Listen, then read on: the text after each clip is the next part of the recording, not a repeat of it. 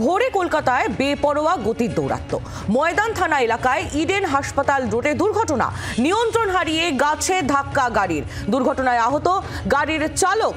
ভোরে কলকাতায় বেপরোয়া গতির দৌরাত্ম্য, ফের একবার কলকাতায় দুর্ঘটনা। রাস্তায় ময়দান থানা এলাকায় ইডেন হাসপাতাল রোডে এই দুর্ঘটনা ঘটেছে বলে জানা যাচ্ছে। কথা বলবো অয়ন ঘোষাল, আমাদের প্রতিনিধি রয়েছেন সরাসরি আমাদের সঙ্গে। অয়ন, আবারও একবার কলকাতায় বেপরোয়া গতির দৌরাত্ম্য আর তার ফলে এই দুর্ঘটনা। কত বড় দুর্ঘটনা সেটা গাড়িটা দেখলে এই মুহূর্তে পরিষ্কার হবে। গাড়ির সামনের অংশটা যদি দেখাই, ক্যামেরা বন্ধু তরুণ যদি দেখায়, তাহলে দেখবো যে এত দামি গাড়ি, এত বিলাসবহুল গাড়ি, তা সত্ত্বেও কিন্তু সামনের বনেট এটা কার্যত ফেটে ভেতরে ঢুকে গেছে। ভেতরে আমরা যেমন দেখতে পাচ্ছি এয়ার ব্যাগ, সেটা এখানে বেরিয়ে এসছে। গাড়ির গতি অত্যন্ত বেশি ছিল, সে অবস্থায় গাড়ি হেড অন কোলাইড করে একটি গাছের সঙ্গে, সে কারণে এয়ার ব্যাগ খুলে বেরিয়ে যায়। গাড়ির যে বনেট, এই বনেট আমরা দেখতে পাচ্ছি সেটা ফেটে ওপর দিকে উঠে গেছে। এই মুহূর্তে এখানে পুলিশ এসছে, এই মুহূর্তে এখানে রেস্কিউ যে ভ্যান, সেই ভ্যান এসছে।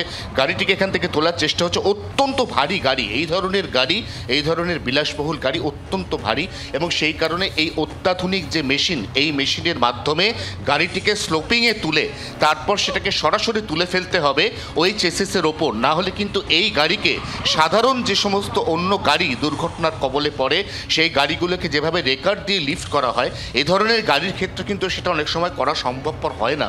এবং আমরা অবশ্যই দেখাবো সেই গাছের ছবি, যে গাছে গাড়িটা ধাক্কা মেরেছিল এবং সেই গাছের একটা বড় অংশ কার্যত খুবলে বেরিয়ে গেছে। এবার সবচাইতে বড় প্রশ্ন গাড়ির গতি। একটা ছোট্ট জিনিস বোঝানোর চেষ্টা করি।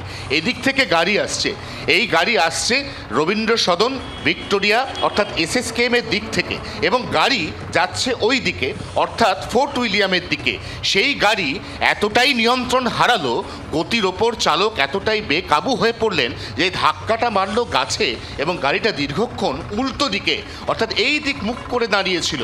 অর্থাৎ এই দিকগামী গাড়ি সে এইখানে নিয়ন্ত্রণ হারালো, এক গাদা মাটি গাছ সমস্ত ভেঙে গাছে ধাক্কা মারলো, এবং তারপর উল্টো দিকে মুখ করে দীর্ঘক্ষণ গাড়িটা দাঁড়িয়েছিল ঠিক এখন যেভাবে গাড়িটা দাঁড়িয়ে আছে।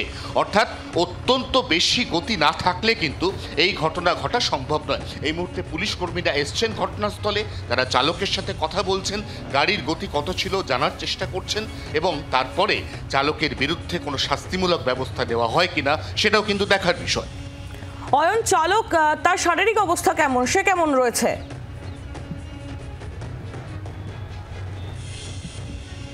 দেখো, দামি গাড়ি এবং দামি গাড়িতে সঙ্গে সঙ্গে এয়ারব্যাগ বাইরে এসছে বলে চালকের খুব বেশি আঘাত লাগেনি। এটা যদি কোনো সাধারণ গাড়ি হতো, এটা যদি কোনো অর্ডিনারি সেডান মডেলের গাড়ি হতো, তাহলে কিন্তু মারাত্মক দুর্ঘটনা ঘটতে পারতো। কেন এত দামি গাড়ি, সেটাও সম্পূর্ণ বনেট ফেটে বেরিয়ে গেছে, গাছের একটা অংশ সেখান থেকে কার্যত ছালবাকলা উঠে গেছে। এই অবস্থা আমরা দেখতেও পাচ্ছি যে কর্তব্যরত পুলিশ কর্মীরা তারা ইতিমধ্যেই এসে পৌঁছেছেন।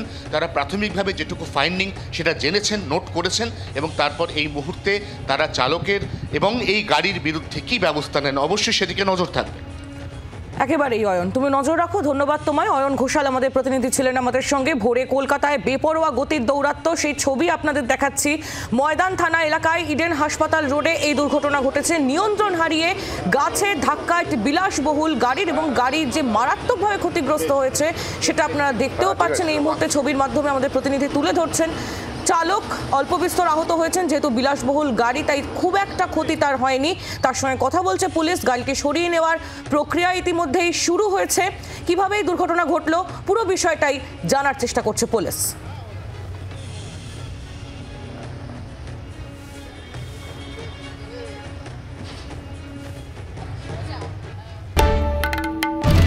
বাংলার আওয়াজ, বাঙালির আবেগ, জি 24 ঘন্টা।